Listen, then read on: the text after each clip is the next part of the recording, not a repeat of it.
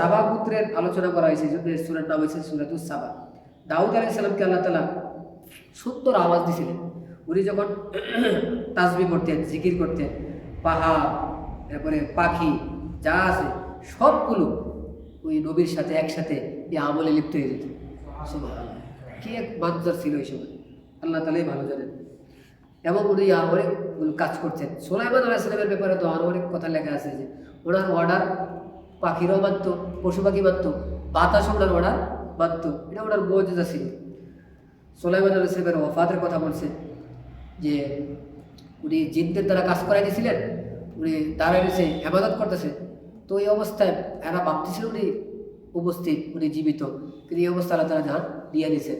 পরবর্তীতে অনেক পরে গিয়া ওনার যে লাঠিটার মধ্যে ভর করছিলেন এটাকে পোকায় খাইয়া ফেলাইছে, তো উনি পড়ে গেছে। তো এদের মৃত্যু সর্বাবস্থায় আসবে, আসবো না? পৃথিবীতে যারা সর্বশ্রেষ্ঠ নবী ওনারাই তো মৃত্যু থেকে বাঁচে নাই, আমি আর আপনি মৃত্যু থেকে বাঁচবো কিভাবে? সাবা একটা গোত্র, এই যেটার জন্য সূরার নাম হয়েছে, ইয়ামান এর রাজধানী ছিল সোনা। ওই রাজধানী থেকে 3 মঞ্জিল দূরত্বে একটা জায়গা ছিল মাআরিব। ওই মাআরিব নামক এলাকায় একটা জাতি থাকতো, তাদেরকে বলা হতো কওমে সাবা।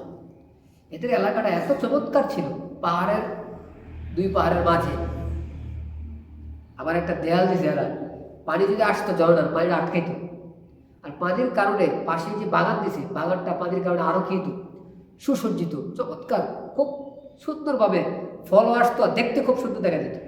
এটা নিয়ে এরা গর্ব করতো। তো এগুলো সব তো আল্লাহ তাআলার পক্ষ থেকে ভাই নেয়ামত, নেয়ামতের কদর করে নেয়। তো আল্লাহ তাআলা আযাব দিছে, তো এই দেয়াল ভাইয়া দস্যা সবার ভাষায় নিয়ে গেছে। এগুলো আল্লাহ তাআলা আমাদেরকে শোনাই দিছে।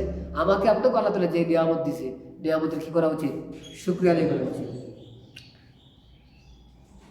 মক্কার কাফেররা নবীজিকে আয়েশা বলতো পাগল, নাউজুবিল্লাহ।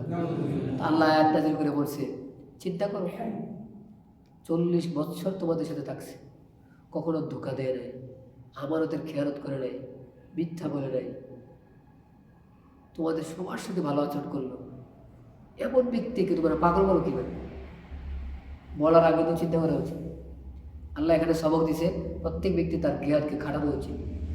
জ্ঞান দেওয়া হয়েছে রাইখে দেওয়ার জন্য না, জ্ঞানকে খাটানোর জন্য। আল্লাহ তাআলা আমাদেরকে বুঝার তৌফিক দান করুন।